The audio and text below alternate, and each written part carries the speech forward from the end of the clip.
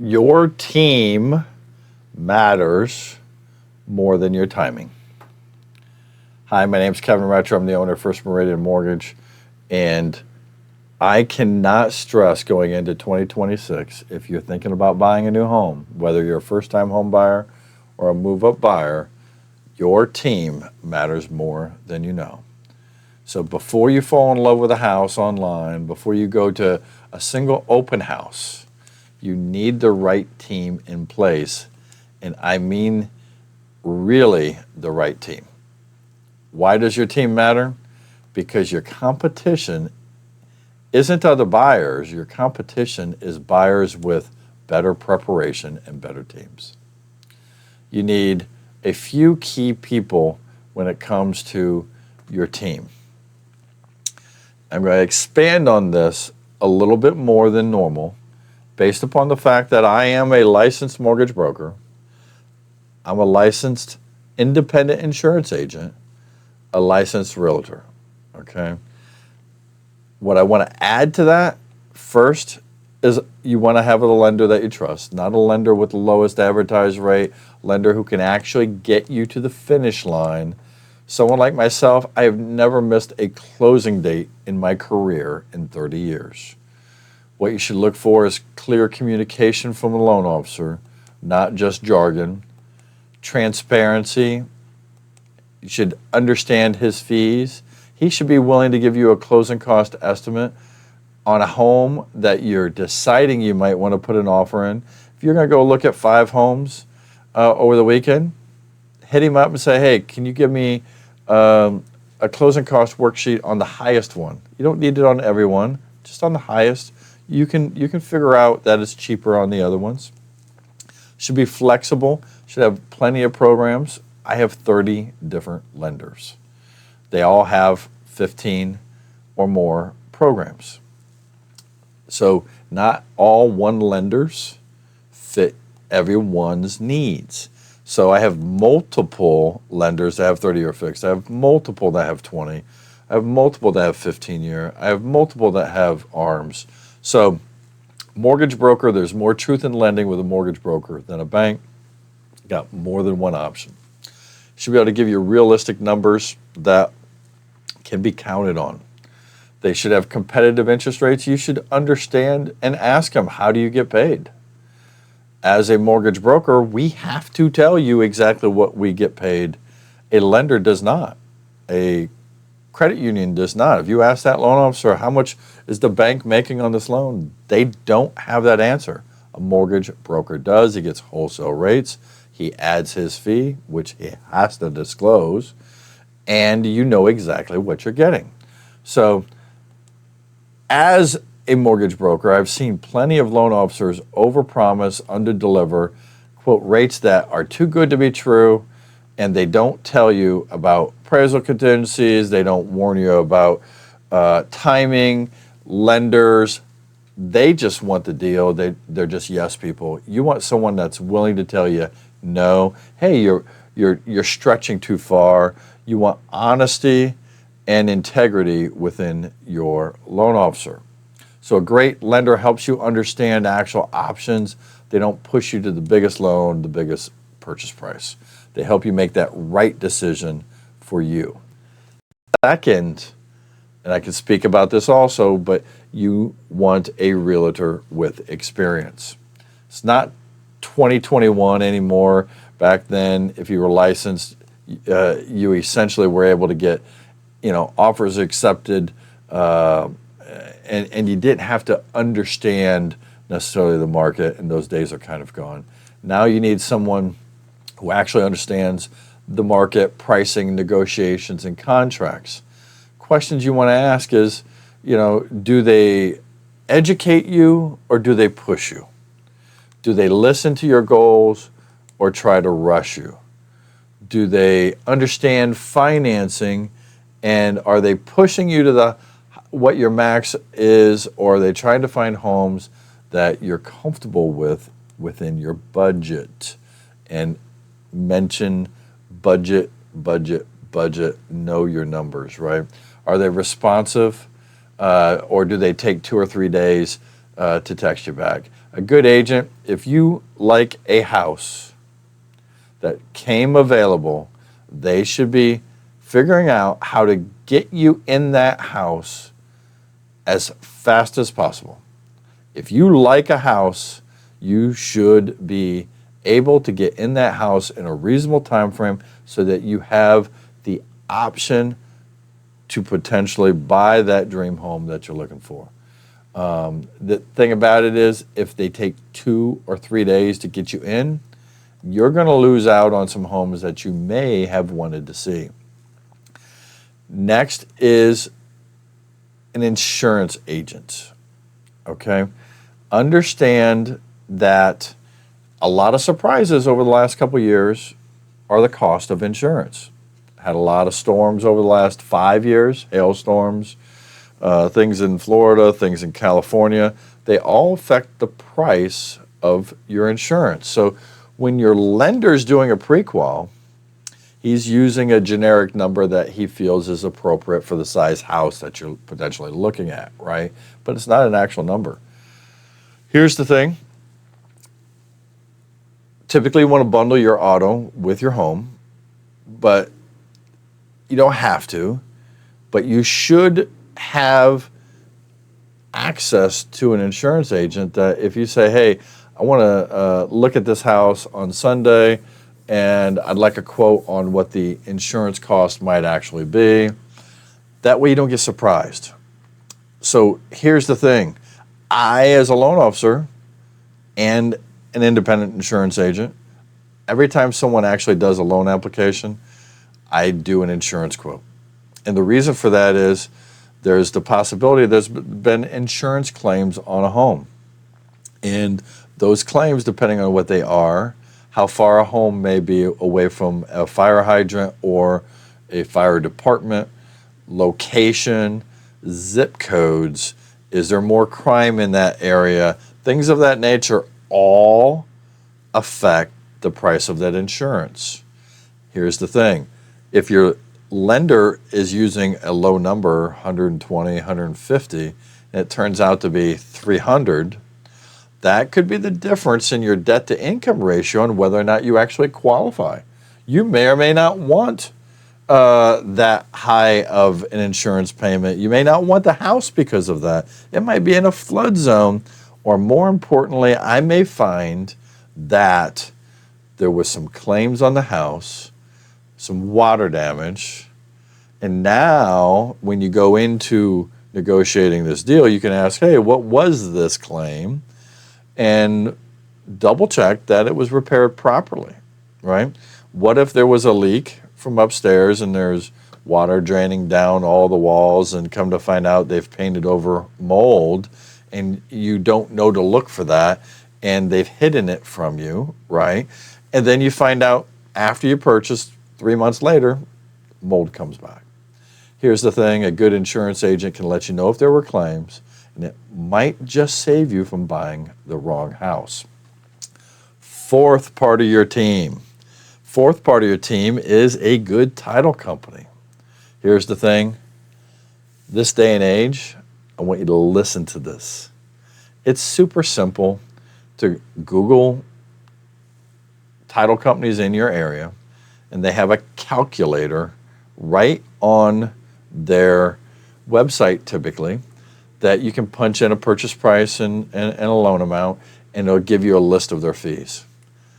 First and foremost, you should do that. You should ask your loan officer if he can recommend a couple title companies. Go to their calculators. Do this before you talk to your realtor about that. Realtors, I love you, and I can throw you under the bus because I am one, right? Realtors have their favorite title companies. They don't necessarily care about your fees. They just like sending the business to where they want. But here's probably the reason why. I would ask the realtor or the lender, whenever they give you a recommendation, are you getting any benefit from sending somebody to RGS or MBH, Republic Title? Are you getting some type of kickback? Do you have a marketing service agreement or an affiliation with them? When you sign your paperwork with the realtor, typically there's a list of affiliates. Is the lender they recommended you to on that list? Is the title company? Is the insurance agent? Know who your team is in bed with. Here's the thing, is in some cases, it's in their interest. I get so annoyed when I see a listing that says the seller prefers to use MBH title. That's BS. The realtor wants you to use them so that they either get a higher commission or they get a kickback. In some of that fine print, what you may see is realtor team, XYZ settlement company, realtor owns 59% of LLC title company owns 39%, blah, blah, blah.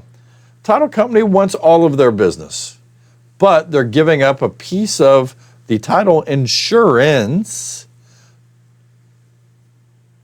to reward them for sending them that business. Yes, they're an owner in the company, so it makes it legal. But doesn't mean that they're going to give you the best deal. So I'm going to make both of them happy. So all that's the bad news. I'm going to tell you how to get around it, right? You do a couple quotes with title companies, find one that has the best price.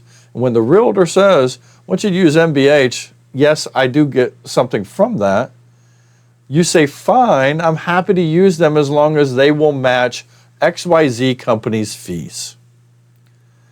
Then you both win. 9 out of 10 times, they're always going to do that because they want to work with them anyway. They also want to make whatever money they can, so they're happy to lower their fee to match what's competitive. So those are your 4 key individuals that you need on your team. So some red flags to avoid in all of that. Pressure to make quick decisions. Poor communications from anyone within the team, get rid of them. Minimal knowledge. When it comes to your agent, how many deals did they do last year? Are they brand new to the industry? Are they a friend or family and they've done 2 transactions? Well, you know what? I generally would probably not give them my business, okay? I personally bought 7 homes, used an agent on every one of them, and every single time one little thing could have been better and or something was missed. Good agents make those less, those minor things happen less. Good lenders happen less, all of those things. So trying to do all the tasks, if someone is not listening to you and they're on your team, get rid of them, okay? But that is how I would formulate a team in conjunction with being a first-time homebuyer.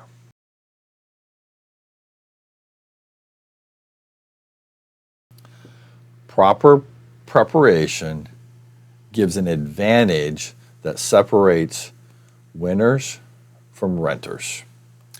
Here's what separates first-time homebuyers who get great homes at fair prices from those who overpay and regret their decision. As a Marine, preparation is the first and foremost thing that I do in everything that I do. Buyers who prepare early win, period. As a mortgage professional, as a realtor, as an independent insurance agent, I can tell you exactly what preparation looks like. So you form the team. So step 2 is to get brutally honest with your payment comfort zone. Getting pre-qualified or pre-approved for the maximum amount you can borrow is fine, but it's a trap in that you don't want to go to the extreme. Instead, shop the payment, not your approval amount. What I mean by that is go to freddiemac.com, download budget. I want you to really look at your budget for 2 months. Put that budget along with all your bank statements into AI and say, show me where, I spend all my money. What is your residual income left at the end of the month, after all your Starbucks, after all the eating out, paying the rent, all of those things? If you have $1,500 extra dollars, maybe you can afford to put $1,000 extra toward what you're paying in rent, and that could be your household budget. But don't forget to be maximizing out 401ks and matches, and making sure that you have your reserve fund of 3 to 6 months of your bill money. So once you know, after doing the budget, what that monthly payment should be for you, you can confidently work backwards. You can give that number to your lender, and he can back out the taxes, the insurance, and MI if needed, right? And he can punch in the current interest rate, and he can say, you comfortably should be buying in the 320 range, not the 400 that I previously approved you for. So your budget is 320 versus 400. That way you can still do all the things that you want to do, right? There are many first-time homebuyers that get hurt by going to the max. And recently in our area, the government shut down. And when they shut down, people didn't get paychecks for 6 weeks. And I had some first-time homebuyers that had just settled, right? Luckily, they had plenty of reserves to get them through. So you want to make sure you're building that financial cushion in conjunction with getting prepared to buy. So number 3 is actually saving up 3 key items. 1, your down payment does not have to be 20%. There are a lot of 3 to 10% down programs. And the key is that if you have good credit, mortgage insurance is not that expensive. So putting down 20% is the old rule. If you can do it, great, saves you money. Number 2 thing that you need to save for is closing costs, right? Typically 2 to 5% of your loan amount is a good number. 3 is probably about right. Then number 3 you need to save for is that emergency reserve fund. Love to see you have 3 to 6 months of housing payments. It's okay to use all your reserve, use all of your liquid cash. I don't love it as long as you do have access to some 401k or other things if there was a true emergency, but I consider that like a secondary true emergency. I'd rather see you have a little bit of liquid cash, 3 to 6 months left over. It'll put you in a strong position. It makes buying and owning far less stressful.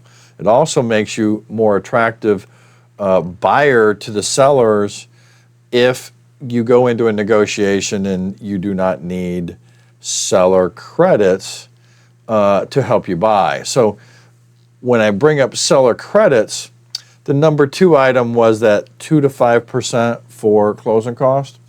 In many cases, depending on how much you're actually putting down, 3, 5, 10, 20%, there are different levels that a seller can contribute toward your closing cost and help you get into a home sooner. So remember, 1 was down payment, 3 to 10 or up to 20%, and then the 2 to 5 on closing cost. If the seller is willing to pay all your closing costs, you could get in with just your down payment money and then keep your reserve. So in many cases, I may have a client that has $20,000, $30,000, $40,000. I typically try to tell them, let's keep 10, put it aside, use up the rest of the money, and then ask for the seller to pay the difference. So when I'm getting someone pre-approved, I can do those numbers, give them an estimate and say, like, look, if we're putting 10% down and we have about half the closing cost. If we only ask for like $5,000 instead of 15, that's more palatable for the seller, and it creates a package that the realtor knows exactly what you need to get closed, and then you've kept that 10 for that emergency cushion, and everybody wins. So if your team is working together when it comes to those costs and your needs, it can prepare you to win, and it bulletproofs your purchase from anything, having go awry. If you buy the house and heaven forbid the air conditioner breaks, you still got that 10 grand left over, and you're not fighting that. Number 4 item to do in conjunction with getting ready for 2026 is to get serious about your credit picture. You don't need perfect credit, but you need prepared credit. Small improvements create real savings when it comes to credit. So credit, if I gave a large example, think of it in 20-point increments and 780 being the top. 850 is the max, but 780 to 850 is all in one bucket, right? Then they go down in 20-point increments to 760, 740, 720, 700, 680, 660, 640, 620. Fannie, Freddie, typically, their rule was 620 and above. They just recently removed the 620 number, so it'll get interesting to see if they actually go below the 620. But a 20-point difference could be as much as 0.25% in interest rate on a $300,000 loan. That's $1,500 a year difference by just having a little bit higher credit. I'll give you an example. Today I was doing a refi for somebody, and I pulled their credit 2 months ago. They were at 754 on a refi, and he had sold a house that was still showing up back then 2 months ago on his credit report. And I'm like, hey, sir, it would be to our advantage to maybe try to pull a second credit report. He's like, oh, is that going to ding me? I'm like, yes, but you just had a mortgage that I got paid off. And that may or may not offset those scores enough. He went from 754 to 764. Me pulling that extra credit report saved him over a $3,000 difference on the pricing of the refinance. So he was able to get a lower interest rate because I understood that credit difference. And that's a team player for you, okay? So it's worth a few hours of your time to make sure you go out there and get a free credit report, or find someone to do a soft pull or a hard pull. I'm not afraid of a hard pull. I'd rather know what's on my credit and what I can do to fix it. Credit cards, try to have at 30% or below of maximum limit. So if you got a 10 grand limit, try to keep it at $3,000 or less. If you can pay things off monthly, great, do that, okay?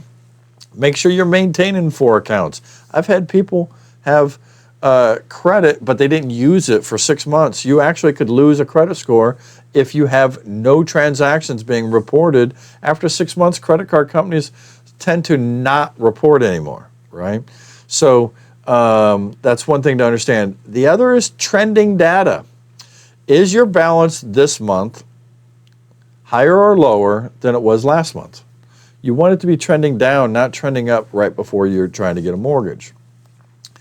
If you have any outstanding judgments, things of that nature, talk to your loan officer whether or not he thinks you should go ahead and pay that off or to leave it alone. Medical payments are supposed to not be hurting your credit report as much as they used to, okay? Some items, if you have some derogatories that are outstanding bills, sometimes in getting pre-approved, you may need to pay some of those. Sometimes lenders don't care. It depends on whether or not it's something that could actually be put on as a lien on the new house. Then they care, okay? Number 5 is a key topic, and I'm going to be talking in this one a little bit about agents, perceptions, and reality, okay?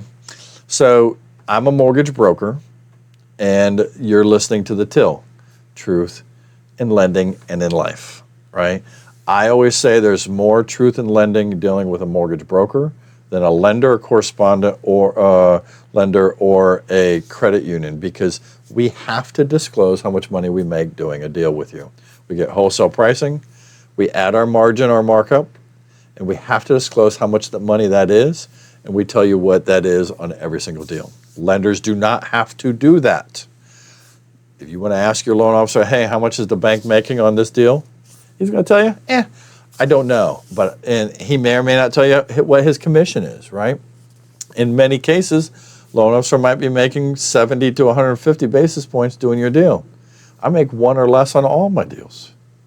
So a majority of the time, I'm going to be cheaper, faster, and better than most of my competition. Here's the thing. Step 5 is getting a full pre-approval or a full pre-qualification done on your loan, okay? Realtors like the word pre-approve. Here's the thing. Any lender, correspondent, or bank, when they give you a letter, will say pre-approval. Doesn't matter if they've done any of the work. If you read it, it'll typically tell you whether or not it's been underwritten and whether or not it's an actual approval or not. Because they're a lender with a big L, I say loser, okay, they get to write pre-approval whether they did anything or not. Agents, you need to listen to what I just said, okay? A pre-qualification, as a mortgage broker here in Virginia, I'm going to state Virginia law, I cannot write pre-approval unless I have sent it to a lender and they have underwritten it and actually approved the loan, even with conditions. Then I can write pre-approval or approval, okay? That was the key that has to happen, right? So, but on my pre-quals, I get a full loan application, all the client's documentations, W-2s, pay stubs, assets. I pull the credit. I run it through the automated underwriting engine. If you put that information in appropriately, it's the same engine that the lenders use. I have never had one of my pre-quals ever not turn into an approval based upon the information that was provided to me, okay? Lenders, in many cases, clients will call me and say, hey, I'm under contract, Kevin, I'd like to shop rates. I'm like, great, I know your realtor got you pre-approved somebody, so who did your pre-approval? And they'll say XYZ, and I'll say, that's fine. And I usually know if it's a reputable approval, probably at that point, okay? But I'll say, send me the documents that you sent them to get pre-approved. And 6 to 7 out of 10 times, they'll say, well, I didn't send them any documents yet. Then I know that that pre-approval was trash, okay? Here's the thing. You as a consumer should know whether or not the letter you have is good or not. If they don't ask to pull your credit, if they don't run it through the automated underwriting engines, if they don't ask for documentation, there's a good chance you need to ask some follow-up questions. Now, there are instances, if you work for a government agency and they're able to download your pay stub, download your bank statement, download all of those things, maybe you don't have to give them all of that paperwork. And maybe that pre-approval might be good, but I would still question it, because majority of the time they're going to come back and ask for some of that documentation at some point. So you better understand it up front, okay? So agents, the most important thing that you can do is call, especially if you're a listing agent, call the lender that provided the pre-qual letter with the contract. Ask them, Do you have complete loan application? Do you have all the W-2s, pay stubs, and income verified? If you're a veteran, do you have the COE? If, in fact, do you have all the cash needed to close verified? Is there a gift? Is that gift money in the United States or is it outside of the United States? These are all, how, do you communicate? Do you, when was the last time, if ever, have you missed a closing date and what was the reason for that? These are all pertinent things that an agent should call and ask, right? Here's the thing. I have never missed a closing date in my career. A good loan officer, remember, we talked about team before, I'm going to try to help you win that contract. So I ask my buyer's agents, your agent, to CC me on the offer to the listing agent. I will personally call that listing agent and say, hey, my name is Kevin Retro. I'm the owner of First Meridian Mortgage. My reputation goes out twice, once as the owner of the mortgage company and once as the loan officer. I have complete loan application on my client. I have all the W-2s, the pay stubs, the income's been verified. I have the COE. I have this, I have that. I've done this, and I've never missed a closing date in my life. And by the way, I'm also a licensed realtor, so I know what you need. I'm going to keep in constant communication with you when the appraisal comes in, any of those issues, I'm going to let you know what's going on.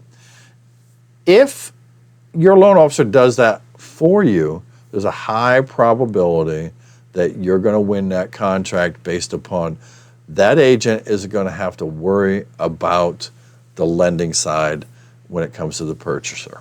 Now, especially helps versus, the Rockets of the world and these national companies that aren't even local, right? Recently, I had someone give an estimate that wasn't in Virginia and didn't know the proper recordation on a purchase versus a refi, and that happens all the time in Maryland. Each county is actually different when it comes to some of the recordation costs.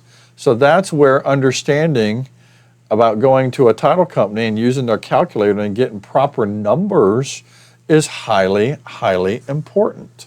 So when it comes to a pre-qual versus pre-approval, don't discriminate, differentiate, and ask questions. If you're talking to that professional on the phone, ask him the questions on whether or not he's gotten all those pertinent items that we've discussed. A lender should be forthright in communicating what he's actually done in an effort to actually help you.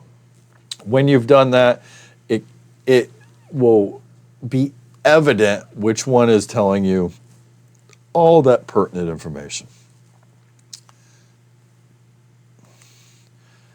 Number 5, insurance.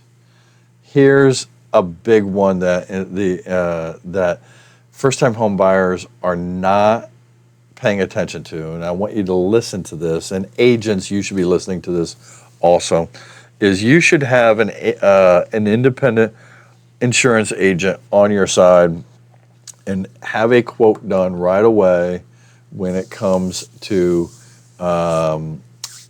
looking at a home, making sure that there's no previous claims and that you can actually afford the house based upon the insurance also.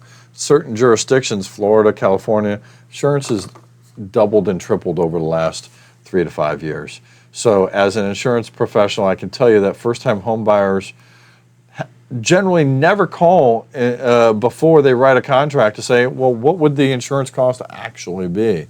Loan officers will guess a number, agents may give a number, but until you actually have your insurance score pulled, the address identified, how how does the insurance company rate that particular house, that risk? Does it have any characteristics that cause the insurance to be substantially higher? Maybe there's a oil tank buried and they don't accept that, right? So now you thought you could use your normal insurance carrier, now you got to go to somebody else that'll accept that, or are there some particulars about a house? Does it have a wood burning stove, and was it done, installed appropriately, or whatever the case may be? You should actually know who you're going to use for insurance, or hope. I say hope to use for insurance, because there could be a situation where you find a house you want to buy, and the insurance carrier you thought was going to be able to give you a quote isn't able to actually insure that property. Now you got to go find someone else, and that cost may even be even more than what you expect. So understanding that it's key to understand that insurance, and if there was prior any claims, that you get those things looked at in that process of actually buying a house. You don't want to go into a home and just waiving your home inspection, right? And it doesn't have an HOA, and a realtor talks you into, oh, don't do a financing contingency, you're not going to win the house. And now there was a claim on the house and the insurance is triple, and it was, you find out that it was maybe never repaired properly after the fact. So you want to have your insurance agent on standby, that you're out there looking for a home, and that you hope to use them and double up and bundle and save yourself some money. So you want to be able to budget and for that insurance and the property taxes on top of the mortgage, so that you're within that budget that we talked about. So number 6, the last thing I want to talk about, is for first-time homebuyers. Negotiations are coming back into the market in 2026. This is a huge closing benefit for 2026, the ability to negotiate. The obvious one is going to be price. If a house has been on the market for a longer period of time, it's going to give you the opportunity to have some leverage.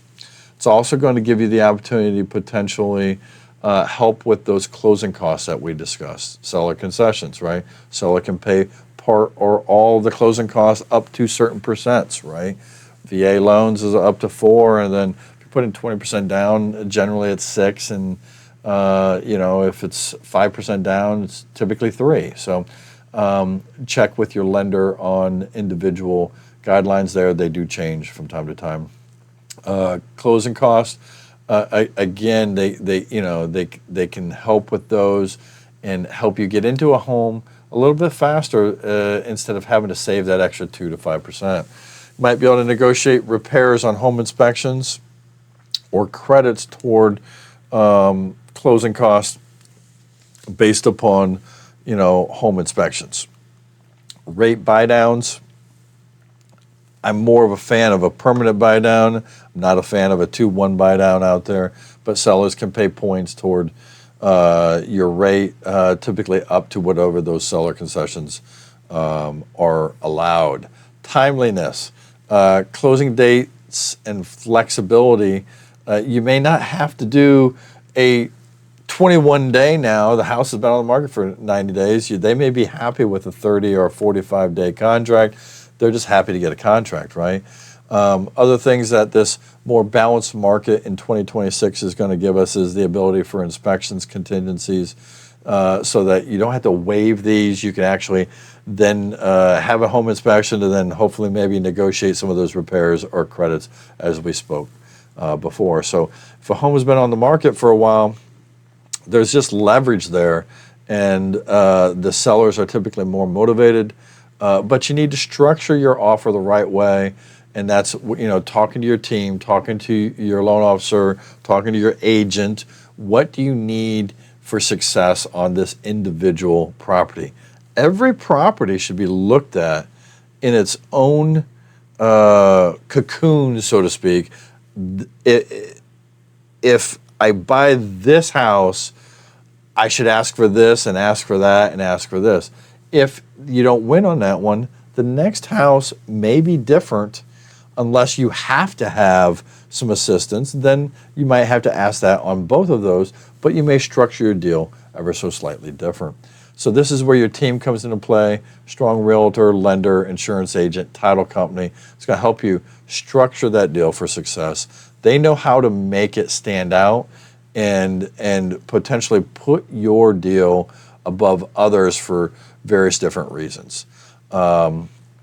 They also understand what you're looking for, right? And so they can negotiate effectively for your needs. The other thing I want to talk about last, I think this is number 8, mistakes first-time homebuyers make. Let me walk you through some of the biggest mistakes I see so you can try to avoid them. Mistake number 1, waiting for the perfect interest rate. I get it. Rates feel high. For me, they're a lot better right now than they were a year ago. I'm in some cases in the mid fives. So I get you're hoping for another point or two lower, but the reality of it is by the time rates drop enough to excite you, they've already excited everyone else, and we're going to be back in a competitive market with much lower rates. So now is a key time in the fall going into the spring. There's more homes that you can negotiate on right now, and come March, potentially lower rates and potentially higher prices may come into play, especially if inventory does increase as they're expected. So you don't really want to wait on the rates. They've actually come down. You just want to buy what I like to say, you want to have, you don't want to have champagne taste on a beer budget, but you want to be able to have a beer or champagne taste in your new home. So you want to be able to budget for both, okay? So mistake number 2 is expecting the pandemic level deals. Those deals aren't coming back. A lot of individuals were able, because of the lower interest rates, to be able to buy a home that would have been equivalent to the average person's second home, or a home similar to what they grew up in. I personally had to buy a home. My first home was $150,000. My next home was $400,000. Right? That first home I had to get there. I lived in it for 5-6 years. Then I moved up to the next home.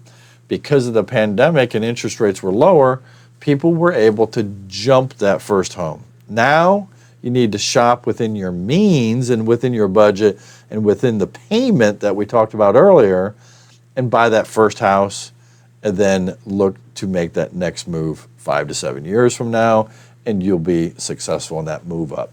Number 3 mistake, shopping without preparation. This whole video, and this is critical, don't fall in love with a house before you've talked to a lender, an insurance agent, title company, and then the realtor, right? Get pre-qualified or pre-approved, but get prepared and do the proper preparation, right? Don't get emotionally attached to a neighborhood before you understand your actual budget. Preparation always beats timing, always. Mistake number 4, letting emotions override logic. Buying a home is emotional, that's fine, but if you have the luxury now of taking your time, use it. Don't rush into a decision because you love the kitchen or the backyard. Ask yourself, why this house? Why this neighborhood? Why this price point? When your why is clear and your decision becomes easier and less likely to be something that you'll regret later. Mistake number 5, not getting your team in place early.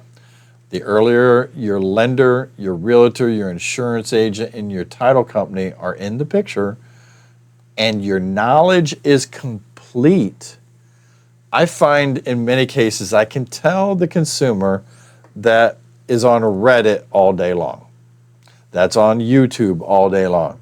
They know all the pieces, they know a lot of the questions and the answers, but they don't know how they fit.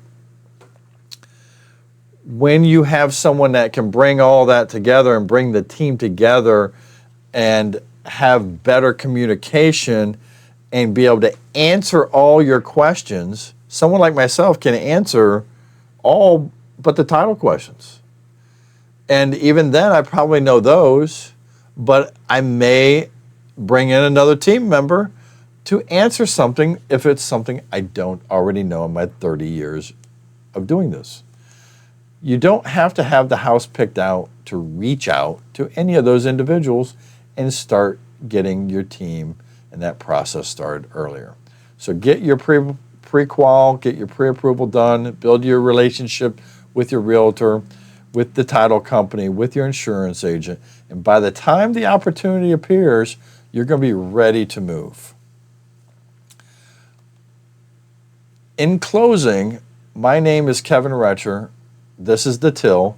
Please do me a favor. About 75 to 80% of the people that watch my videos aren't subscribers, haven't hit a like button. All those things do help me. In the end, I am a mortgage broker licensed in Virginia, Maryland, D.C. I'm an independent insurance agent in all three of those jurisdictions, also, and a realtor in Virginia. If you're looking for some sound advice, I'm happy to do one of those services or all those services for you, depending on your needs. Here's the thing. In my 30-year career, whether you have a new agent on your side, if you choose me as your lender, I have the expertise to make sure that you get home. So whether or not you have the most experienced agent or a new agent, I'm here to help you and give you the proper advice that you need to successfully become a homeowner in 2026. My phone number is 703-799-5626. I look forward to serving you. To all my veterans out there, thank you for your service. To all my Marine Corps buddies, Semper Fi. I'll talk to you soon.